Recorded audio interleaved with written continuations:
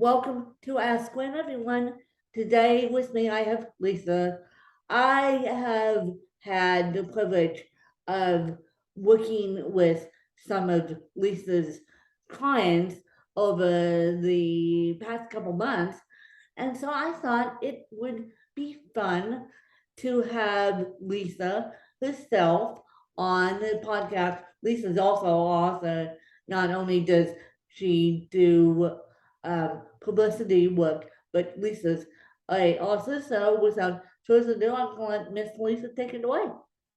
Hi, Wynn. It's great to be with you. I'm Lissa Warren, and I worked at a publishing house here in Boston for about 25 years before I decided to hang my own shingle and become a freelance book and author publicist. So that's what I do for a living. And I am a professor at Emerson College, also here in Boston, where I teach in their graduate writing, literature, and publishing program. And on the side, I have written a couple of books on my own time and got them published. So that's me in a nutshell. Like you have any time? Like publicists have any time? Like professors have any time? I didn't realize you were a professor. Intent. That's why we love Christmas break.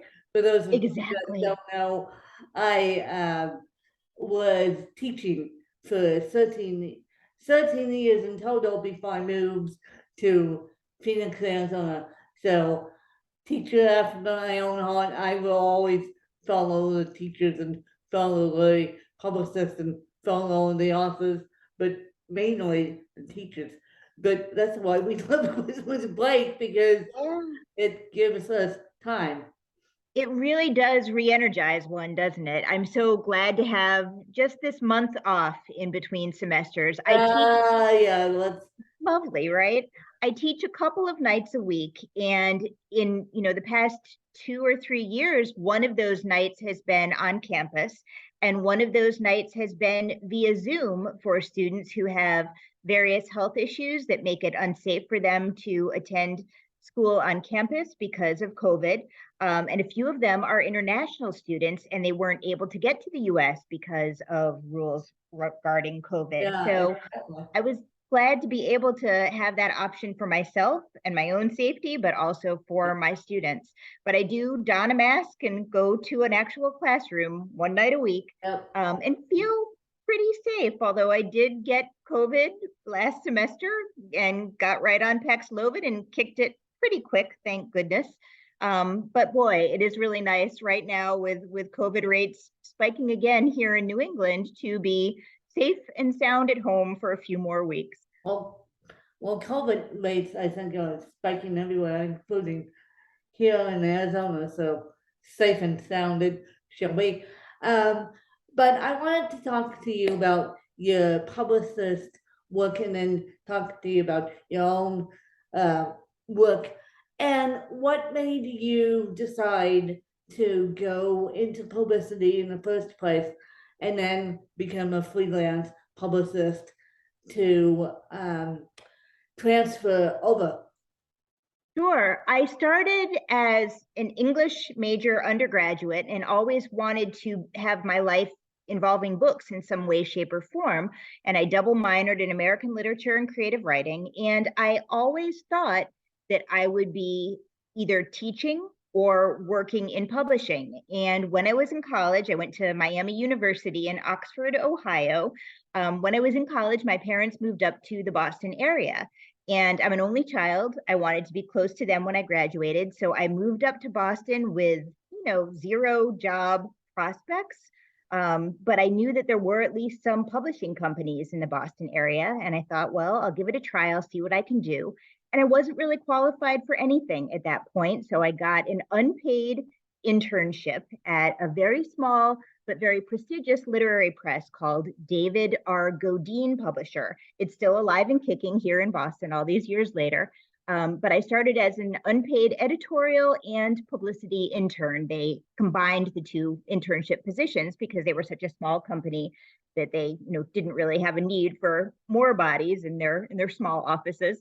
And I found surprisingly that I liked the publicity work more than I liked the editorial work. I had always imagined that I would want to be an editor someday and that was probably my calling, but I found that I actually got to write more as a publicist. I got to write press releases, I got to write Q&As with authors, and I get to write pitches via email all day long.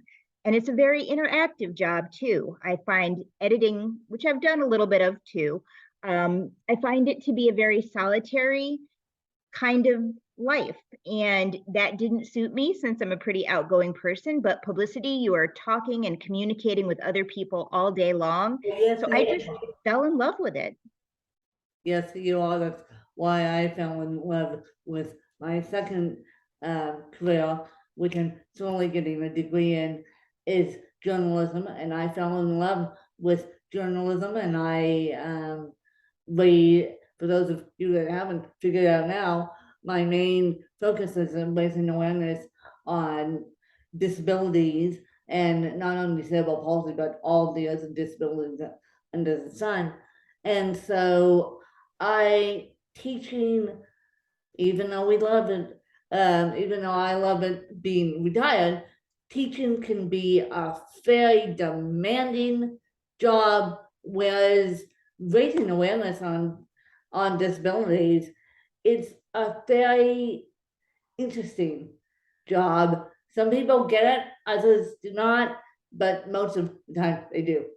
Good. I'm glad to hear that. And I'm glad that we both, found or fell into professions that we love. Yeah. And I do love teaching, but I find that the PR work, really engages me intellectually. I've been teaching the same classes for 20 some years now, and it's a little different each time. The students are different and things in the industry change. And so I do have some new things to add every semester, but it gets to be a bit redundant in a way that being a book publicist doesn't, because you have a new book and you have a new author every time, and there's new media popping up all the time. When I first started in publishing, there was no such thing as podcasts.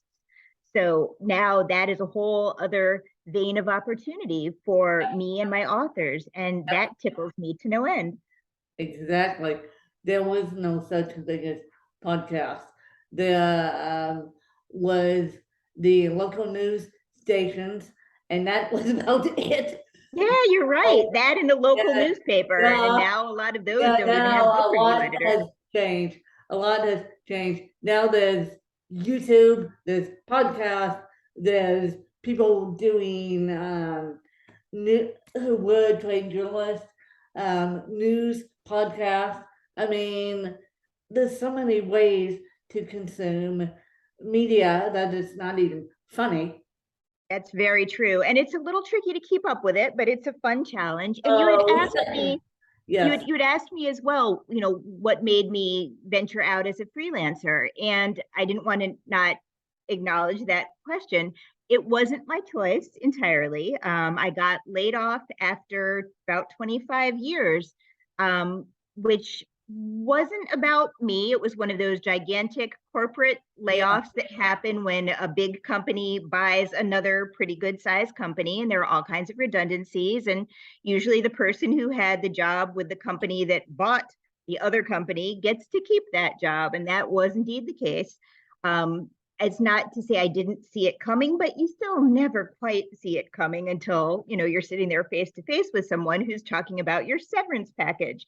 And I thought for a bit that maybe I would try to go into doing publicity for a university or a college. There are many wonderful ones here in the Boston area, because I also had teaching experience. I thought it might dovetail very nicely, but they were looking for people, at the level that I was at, they were looking for people who had decades of academic publicity experience behind them. And even though I had publicized many books by professors and people with PhDs and other graduate degrees, they didn't seem to believe that it would transfer over, that those skills and contacts would transfer over well.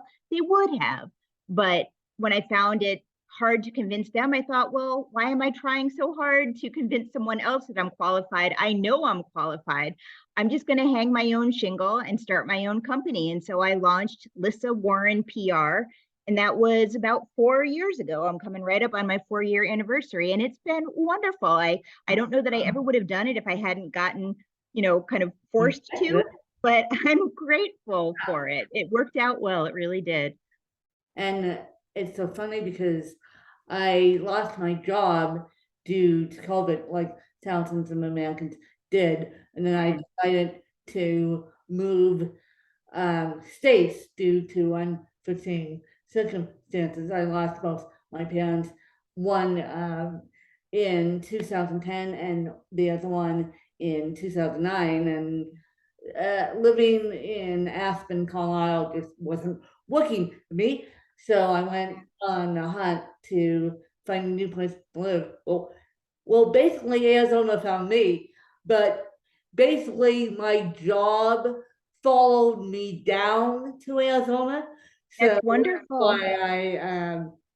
that's why I decided not to go back into Yeah. the workforce down here, because I'm like, you already have a job and it followed you down to Arizona, and pieces of it were hiding behind the scenes and still following you down to Arizona.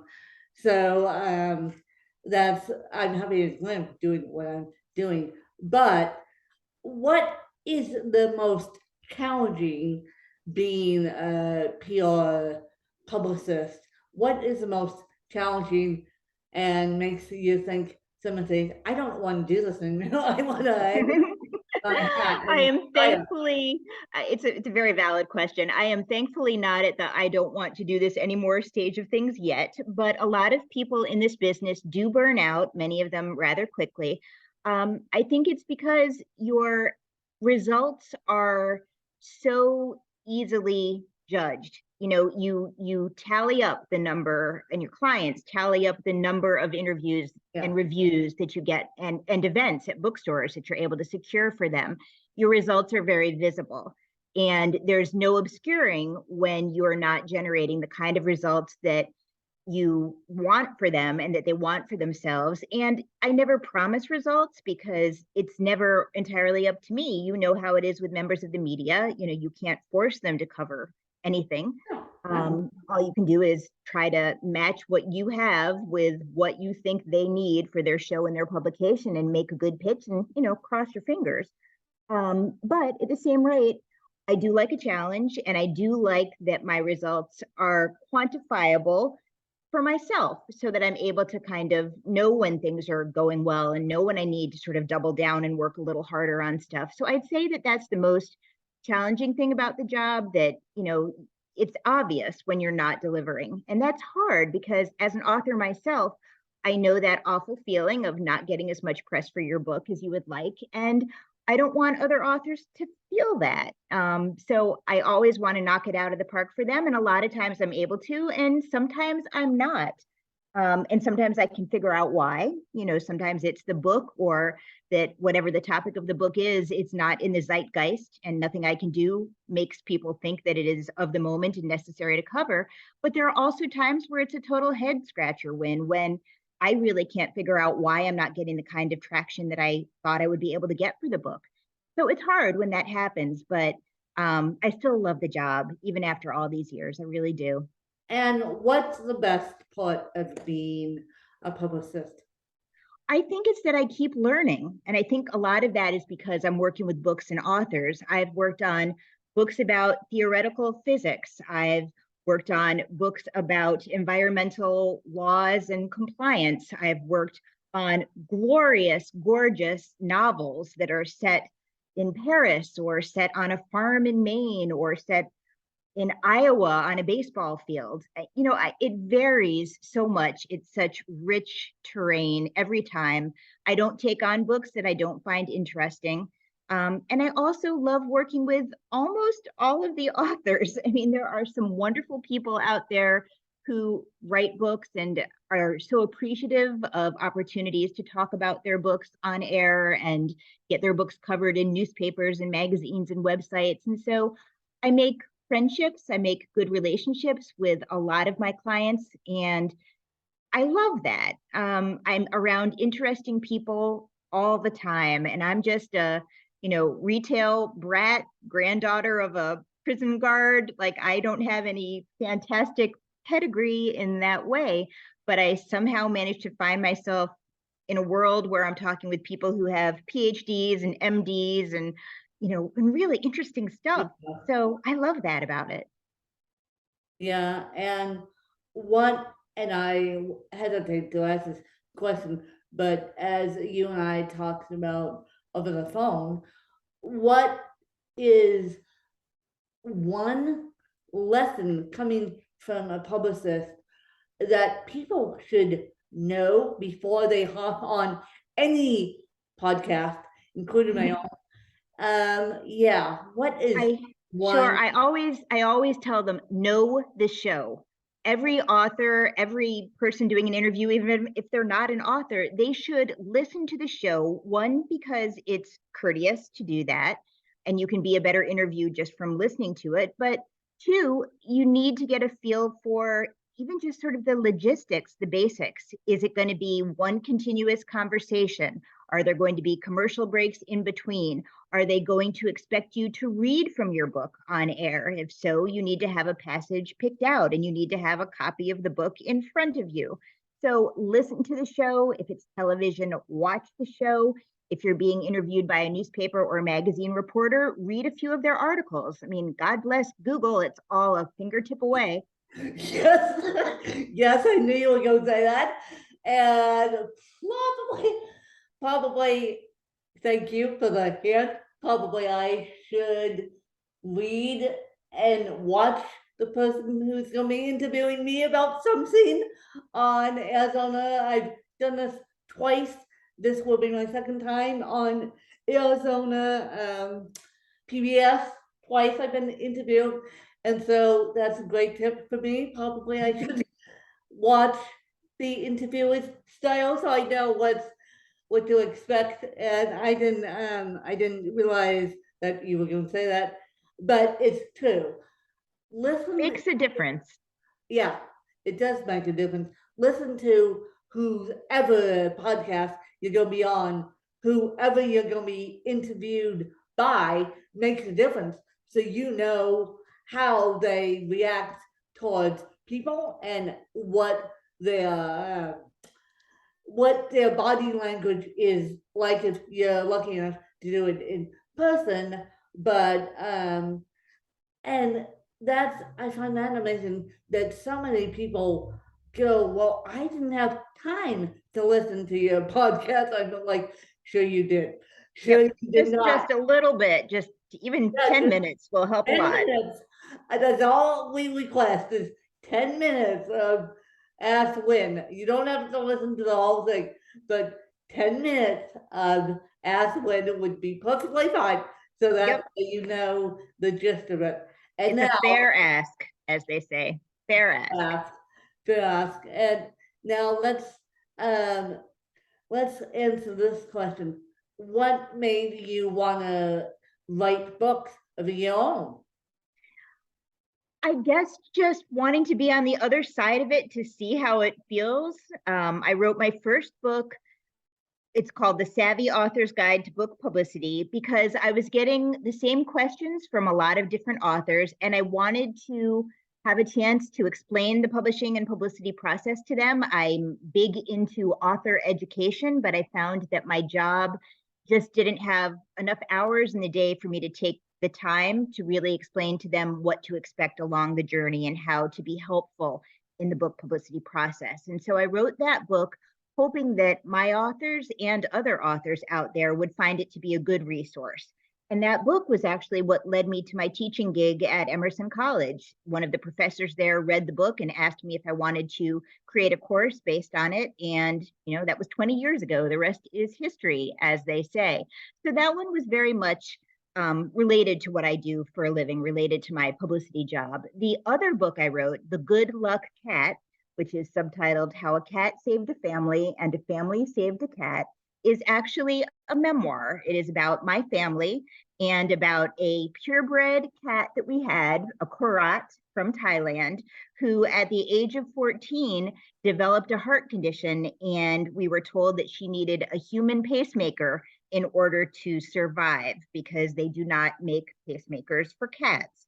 And so that is what we did. We went to the best animal hospital in Boston and spent a lot of money that we were so thankful we had to save her, to have a pacemaker implanted. And she lived for many years after that and died at the age of 20. So we were so grateful that there was a hospital nearby that knew how to do this surgery. Plug for Angel Animal Medical Center in Jamaica Plain. They are amazing people, and it is an amazing place. And they saved Ting Pei, our cat. And we really needed to have a win, my mom and I, because we had just lost my dad also to a heart condition, it turns out. So it was extra important to us that we save his cat. We were not able to save him, but he loved that cat, and that cat meant extra to us because she meant so much to him. So the book is a memoir of my family's journey through losing my dad and almost losing the cat, but a happy ending to be sure, thanks to some really good doctors. And where can people find you / find the books? It's available on Amazon. It's available on barnesandnoble.com. And I strongly recommend that people look for it in their local independent bookstore. And if they don't have it in the bookstore, they might be able to special order it for you. And there is also a wonderful website called bookshop.org that is affiliated with independent bookstores around the country. And bookshop.org is also a place that you can get a copy of The Good Luck Cat. Okay, bookshop.org, you guys, and you guys probably already know this. You can find my work on Amazon. My work is floating around on Amazon. And so if you just go to bookshop.org, you can probably special order it into any local bookstore that you please, or if you just want to hang out with Lissa and read her writing before you get more involved on the publicity side, that would help out too, because once you know someone's story, you may have a more likely relationship with them through the books and through the other work they do. Thank you, Wynn. And I should also put a plug in for my new website, lissawarren.com. It's LISSAWARREN. And actually, I misspoke a second ago. It's lissawarrenpr.com for public relations. So check me out there. You'll find information about both of my books there, but also information about the publicity work that I do for a living. Publicity work. And thank you, Lissa, for coming on and sharing your story, and I hope to work with you in the future. And some of your amazing clients, I have already worked with one who was absolutely amazing, and the second one, I'm not giving the spoilers away, you guys. The second one that Lissa referred me to is going to be absolutely amazing. I'm in the middle of reading a book for this one. And so that's going to be absolutely amazing. And so that's going to happen in January, you guys. So I won't give spoilers away for that one, but that one is going to be near and dear to my heart because it's disability related. That's all I'll say about that. And so I'm in the middle of reading that book right now. I found it on audio. And so we'll just wait and see how that interview turns out. But again, I thank Lissa for coming on and sharing her story. And if you guys want to go to Lissa Warren's website, you're more than welcome to. That's going to be in the show notes, I'm sure. And then we'll just carry on. Thanks, you guys. Bye, you guys.